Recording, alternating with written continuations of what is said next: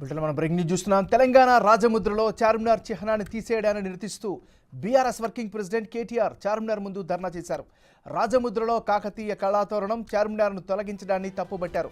రాష్ట్ర సాంస్కృతిక వారసత్వానికి చిహ్నాలుగా ఉన్న చార్మినార్ కాకతీయ కళాతోరణాన్ని తొలగించడం సరికాదని చెప్పారు. దశాబ్ది ఉత్సవాల పండుగ వాతావరణంలో జరగాలని చెప్పారు. 10 ఏళ్లలో జరిగిన ప్రగతిని ప్రజలకు తెలియజేయకుండా కాంగ్రెస్ ప్రభుత్వం మూర్ఖపు నిర్ణయాలు తీసుకుంటుందని ఆరోపించారు. ఈరోజు దశాబ్ది ఉత్సవాలు నిజానికి ఒక పండుగ వాతావరణంలో సంతోషభరితమైన వాతావరణంలో జరగాలి.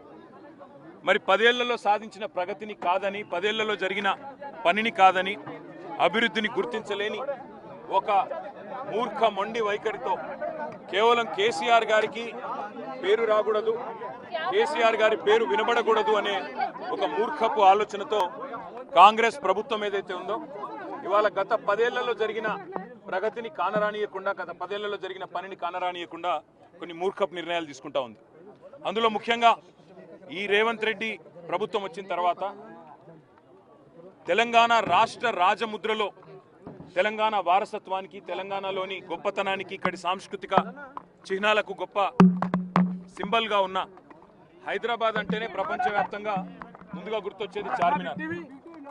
బ్రహ్మాండంగా చార్మినార్ ఒకటే కాదు, ఇవాళ తెలంగాణ అంటేనే గుర్తొచ్చేది కాకతీయ వారసత్వానికి చిహ్నంగా ఉన్న కాకతీయ కళాతోరణం. హైదరాబాద్ తెలంగాణకి మొదటి ప్రాముఖ్యత కలిగిన పట్టణం అయితే, రెండవ ప్రాముఖ్యత కలిగిన పట్టణం, సెకండ్ లార్జెస్ట్ సిటీ వరంగల్.